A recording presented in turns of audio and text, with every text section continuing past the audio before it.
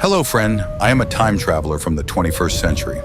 The time machine has just dropped me into a region of rolling mountains, shrouded in clouds year-round, located in the Guizhou and Hunan regions during the mid-18th century, the prosperous era of the Qing dynasty. The air here is thin and cold, and the sound of mist dripping onto fir bark roofs ushers me into a completely isolated world, the home of the Miao people, a proud, mysterious, and poetic ethnic group. Standing in the middle of a village perched precariously on a mountainside, I can feel the difference in the very atmosphere that blankets this place. The Miao do not identify themselves as Han Chinese, and during nights spent beside crackling fires, village elders have told me in deep, resonant voices about their origins. They proudly claim to be the descendants of Qiu, the ancient god of war who once confronted the Yellow Emperor and the Flame Emperor. Their history is a tragic and heroic epic of the Great Migration. After the defeat at the Battle of Zhuolu thousands of years ago, their ancestors were gradually pushed southward, forced to retreat into the most treacherous mountain regions to preserve their lineage.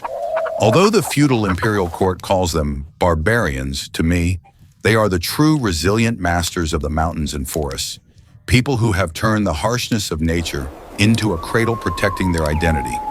Their lives cling tightly to the mountain slopes, clearly manifested in the Diao Jiaolu, hanging wooden stilt house architecture. These houses, built of fir wood, are erected precariously without using a single iron nail. The entire structure is held together by ingeniously fitted wooden mortise and tenon joints. The first floor is reserved for livestock. The second floor is where humans live with a fire that never goes out. And the third floor serves as a grain storehouse. This architecture helps them avoid wild beasts while withstanding the dampness of the fog, creating a stance of back against the mountain, eyes looking out to the river, that is incredibly steadfast. One strange thing that astonished me is that the Miao have no written script. Legends say that during their flight from war, rough waves washed away their books, or that they swallowed the words into their bellies to keep them safe. But history was not lost. It was recorded brilliantly on the very clothing of the women. Miao women are the greatest historians. They embroider onto their skirts water wave patterns symbolizing the Yellow River and Yangtze River that their ancestors crossed. Squares and diamonds are the marks of the cities and fields they once owned. Red is the blood of their forefathers, and indigo is the color of the protecting mountains and forests. During festivals, I was truly overwhelmed by the magnificent beauty of the Miao girls. They drape themselves in silver jewelry weighing tens of kilograms. The Miao believe that silver is light, the only thing that can drive away evil spirits and poisonous creatures. Silver hats carved in the shapes of buffalo horns, birds and dragons chime with a pleasant jingling sound with every step, serving as both protective amulets and life savings. Furthermore, their technique of indigo dyeing and beeswax drawing, batik, has reached the pinnacle of art, creating pristine white patterns on a deep blue background that are mesmerizingly beautiful. The cuisine here also bears the deep imprint of their living environment. Living high on the mountains with a scarcity of salt, they use sourness to compensate and stimulate digestion, with the catchphrase, 3 days without eating sour, and the legs walk unsteadily. The swan tang sour soup, cooked from fermented rice water with stream fish and spicy chilies, dispels the bone-chilling cold of the mountains. And wine, the Miao drink wine like water. Guests arriving at the house before discussing any business must drink the blocking the way wine, lamanjiu, from a buffalo horn to prove their sincerity. If you don't get drunk, you aren't a true friend. Unlike the constraints of the Confucian society outside, Miao love is free and liberated like the mountain wind.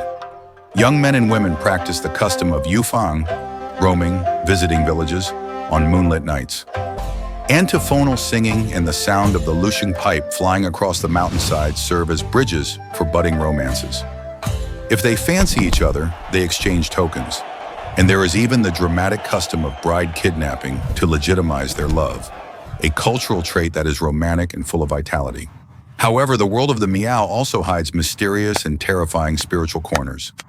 I shuddered when hearing rumors about gu sorcery, a secret art of raising poisonous creatures to create a terrifying potion that Miao women allegedly use to keep their husbands or punish unfaithful lovers. Beside that is the supreme power of the shamans, Wu, who wear fierce wooden masks and dance wildly beside fires to exorcise spirits and communicate with the divine. Their worldview is animistic, where every rock and old tree possesses a residing spirit. Before leaving, I was lucky enough to get lost in the fervent atmosphere of the Lusheng festival. Thousands of people poured into the open grounds. The deep and soaring sounds of the Lusheng pipes echoed, and girls danced the golden pheasant dance with skirts spreading wide like vibrant forest flowers.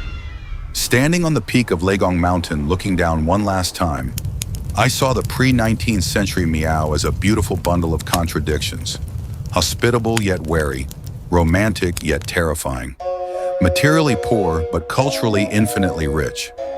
They lived in isolation, resiliently preserving the identity of the descendants of Qiu against the flow of time, leaving me with unforgettable memories of a brilliant civilization amidst the great wilderness.